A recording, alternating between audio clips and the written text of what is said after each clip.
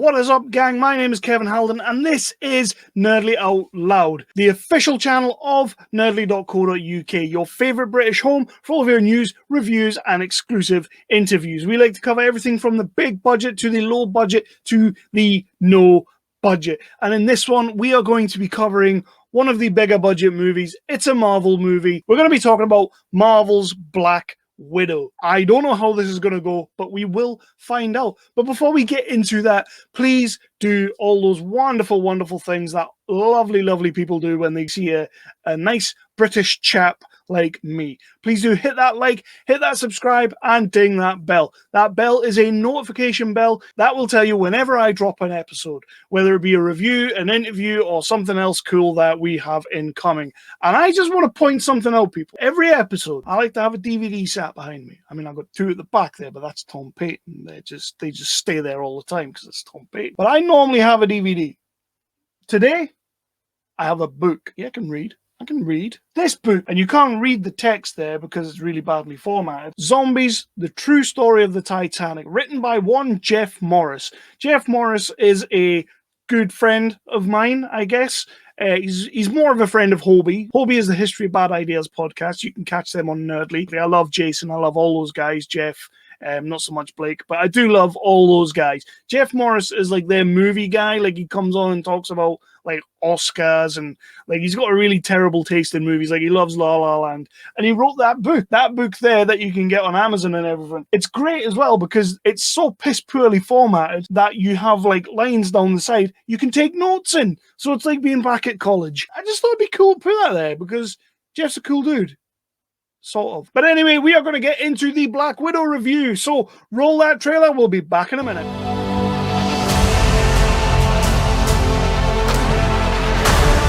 We have to go back to where it all started. Where did you think I was all this time? We have unfinished business. My girls are the toughest girls in the world. I'm sorry. We had our orders and we played our roles. It wasn't real. It was real to me. To me, you were everything. Bring her home. Put your seatbelts on. She's such a mom.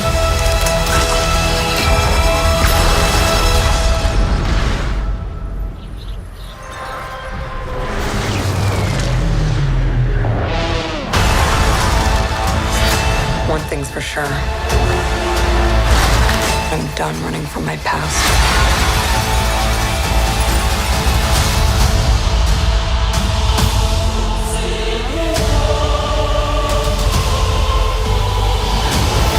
So, Black Widow, the movie that Marvel just didn't seem to want to make. They kept saying for years, we're not ready to make a superhero movie led by a female. I guess that just doesn't sell tickets. It doesn't put bums in seats. We ain't gonna do it.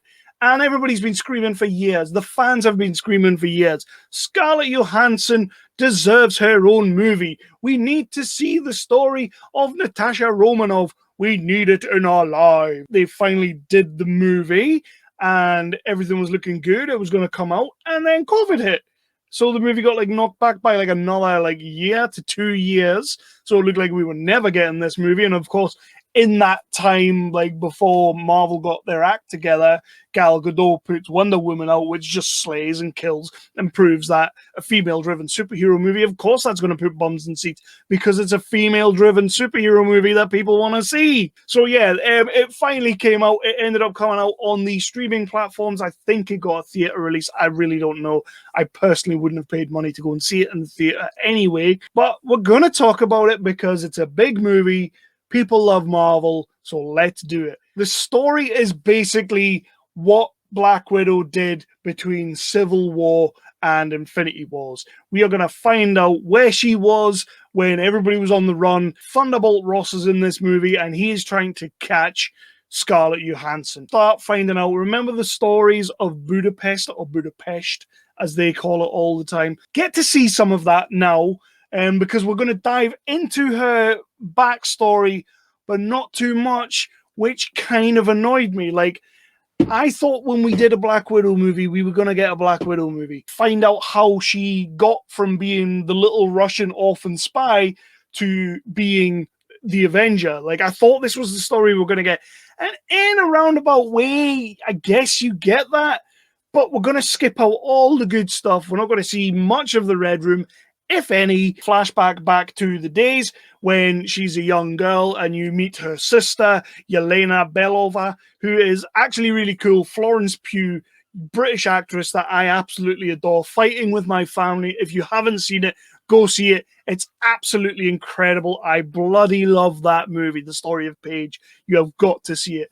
Their father is played by David Harbour of Stranger Things fame, Hellboy fame, and anything else he's been in. Rachel Weisz plays his wife, Melina, and they kind of come up against a little bit of trouble in America. They have to go back to Russia, and they get caught up again with their boss, Drakov, who's played by Ray Winstone, doing a fantastically terrible Russian accent, I must say. So then we cut ahead, and that's when we get into the whole Civil War thing. And we don't really see any of that. We just know that ScarJo is on the run. Florence Pugh is now like mind controlled, and she gets a little bit of red dust in her face, and then she's not mind controlled because that's how red dust works. And the whole thing is that they want to rescue the Black Widows of the past, because Black Widow's more of a code name than anything else, I guess. And why you would keep that code name when you join the Avengers, which is like tied into like Russian assassins, I don't know. They don't really explain it to me. I don't really care that much. They get the family back together, and then they go and try and find the Red Room so they can take it down. That is this film in a nutshell. It basically is 2 hours and 20 minutes of insane fight sequences, action sequences.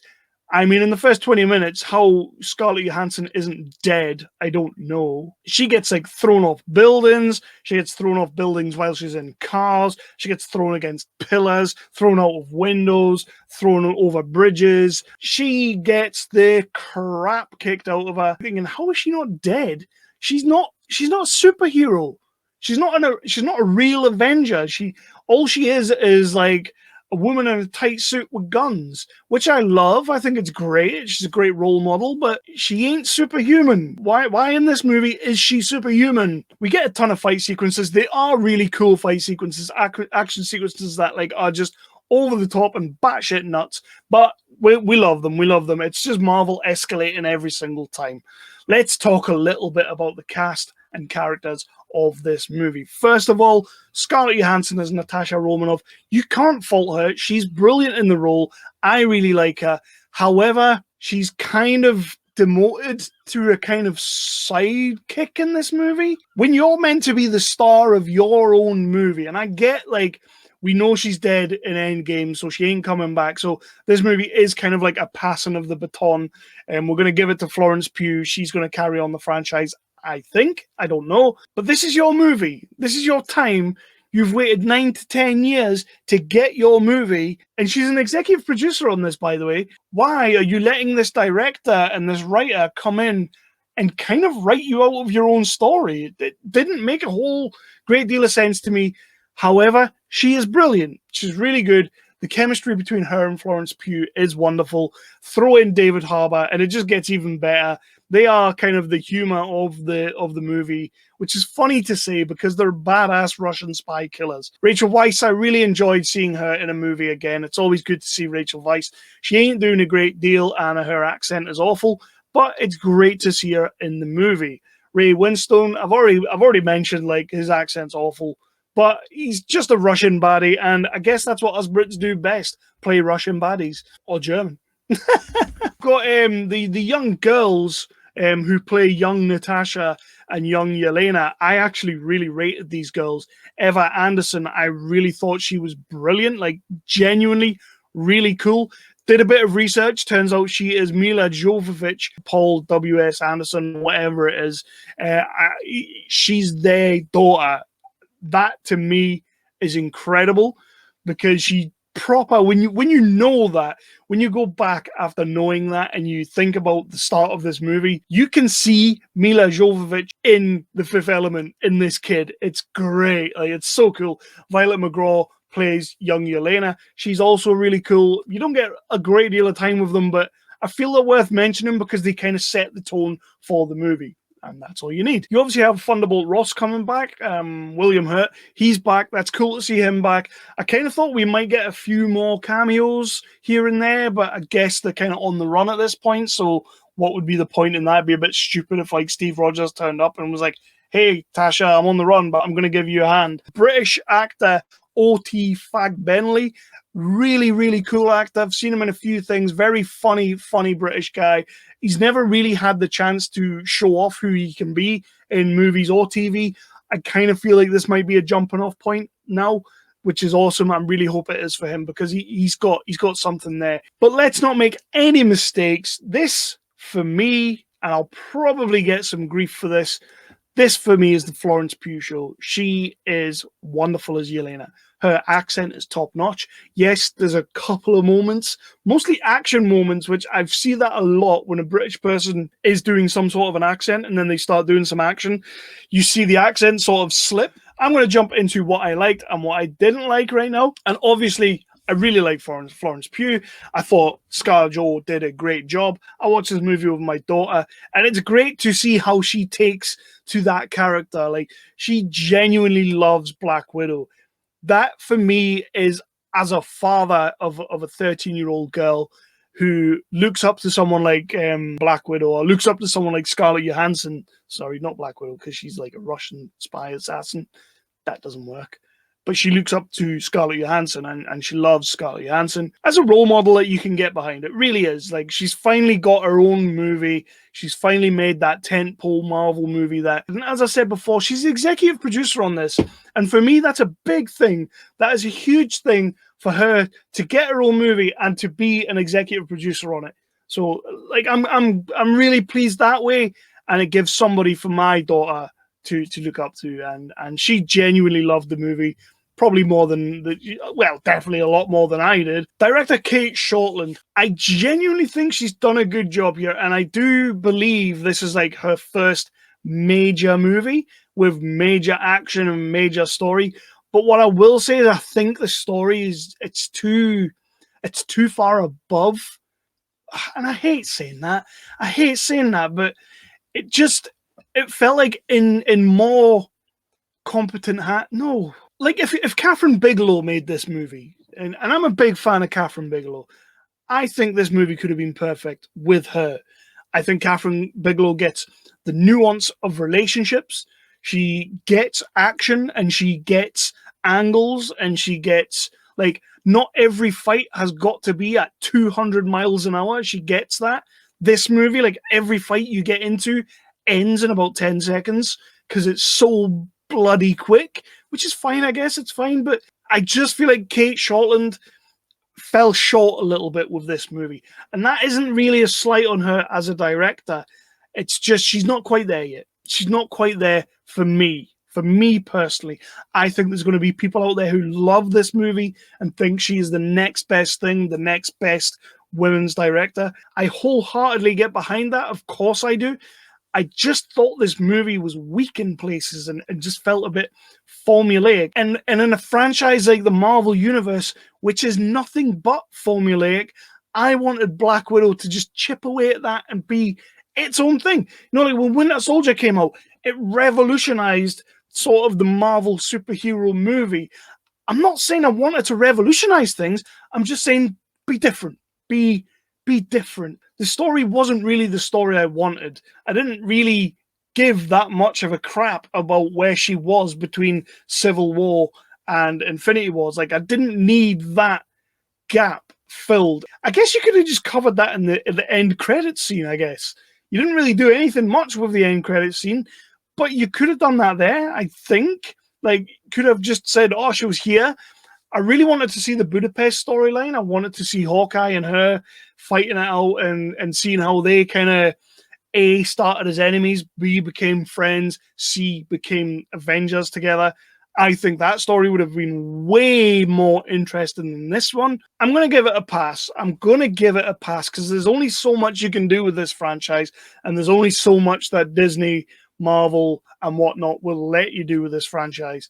And I guess at this point, we didn't really need an all-out spy thriller, guns blazing kind of thing. We just needed like a formulaic Marvel movie, I guess. Having said that, some of the action is very good. Taskmaster is a fantastic villain in this film. I think Taskmaster could potentially have gone on into other movies. They may do that. I don't know. They kind of leave a little bit of ambiguity towards that character. I really like the reveal. I really liked who played Taskmaster, and I am going to keep it spoiler-free on that one, because I think this character is pretty badass and sort of mimics a lot of the superheroes that Taskmaster has supposedly fought. And I love that. I love that. David Harbour is the Red Guardian. Wasted, kind of like wasted. I think he's great in the father role, but in the superhero role, or the super villain, or the anti-hero, or whatever you want to call him, it just didn't really do a great deal for me. So I'm going to roll straight into my final rating for Black Widow. And you know what? I've given it a bit of heat, but I kind of went into it a little bit. I wasn't really that bothered. Like, if you had given me this movie 10 years ago, if you had given me this movie 8, 7 years ago, I'd have been into it. If you had given this movie to me after Civil War, I would have been into it because it makes sense timeline-wise. I don't mind jumping back and forward, but it just feels like if you're going to do a Black Widow movie, and if you're going to give people what they finally want, it needs to be that era, that part of her story that the people really want. It's a good story. It's a well-done story. Yes, it's tropey as hell at times. Florence Pugh steals the show, but it just wasn't the story I really cared for with Black Widow, I guess. I guess that's what I'm trying to say. Like, we got nothing from the Red Room. Nothing. They teased it in Age of Ultron that it was going to be this big thing, and we got nothing. No flashbacks to it. Nothing. I am going to go straight down the middle, and I'm going to give this a 2.5. It's good enough. It is good enough. But I think in the pantheon of MCU universe movies, it's not going to last long in anyone's memory, to be fair. It's certainly not going to crack anyone's top 5, I don't think, unless you're a die-hard Black Widow fan, which means my daughter probably will put it number 1. It doesn't crack my top 5. It doesn't even come close. So it's going to get a 2.5. It definitely, that's where it sits. Right down the line. It didn't offend me. It didn't upset me. It just didn't set my world on fire either. So 2.5 is about the best I can do. Put it right on the fence and let you guys make your mind up, because it's Marvel, so you're definitely going to have something to say. Please do drop it all in the comments. Give me as much grief as you want. I can explain even more about what I just didn't really get. I didn't really go into the whole mind control storyline with Dreykov and Ray Winstone. I didn't really touch on that much, and that for me was quite a point of contention with this film, even more so than the fact that she can survive getting smashed against cinder blocks when she isn't a superhuman. Like, there is a bit in this movie where she falls from like a 20-story build. It's not 20 stories, but she falls from a pretty big height, hits everything on the way down, and still does a Superman pose at the bottom. It's like John Wick, but like, I guess John Wick is meant to be that bombastic and over the top. I just didn't think this movie was going to be that. Cate Shortland, I will absolutely be checking out anything you do going forward. I think there's a great director here. I just think this movie was maybe a little bit too big, I guess. A little bit too big. But I will absolutely be checking out anything you do next, and I will be championing anything that you do next. Scarlett Johansson, my hat is off to you as producer of this movie. Can't be easy. I love the fact that you done it. Love the fact that you ran with it. And I know other female actresses have been producers on their own movies, but this is a Marvel tentpole movie, and they let Scarlett Johansson jump in balls deep and get it done. So yeah, Black Widow, for me, it's a 2.5. It is a pretty strong 2.5, and I think on any given day, I may change my mind on that. Florence Pugh, though, you get a 4 out of 5 for this role. You absolutely stole the movie. you kind of made Black Widow a bit of a sidekick in her own film, which is, you know, it's no easy thing to do. I'm going to go, though. My name has been Kevin Halden. This is Nerdly Out Loud, the official channel of nerdly.co.uk, your favourite British home for all of your news, reviews, and exclusive interviews, mostly brought by me because I am the best. Sorry, Phil, but I am. I'm the best. Please do come back to our channel and see more videos. There are plenty more videos in the playlist. Lots and lots of reviews. I enjoy doing this. Please do hit that like, hit that subscribe, and ding that bell. That bell is a notification bell, and it will let you know whenever I drop an episode. So I won't have to call you on the dog and bone and let you know that there is a new episode out there. But for now, check out all that good stuff, and I am going to not read this book. Seriously, check this out. Like, not only do you need like a magnifying glass to read this book, check those margins. You can literally write notes in there. It's like an SAT book or something. That's America, or like a GC. Look at the margins. Look how small the writing is. I'm gonna go because I'm starting to get the rage.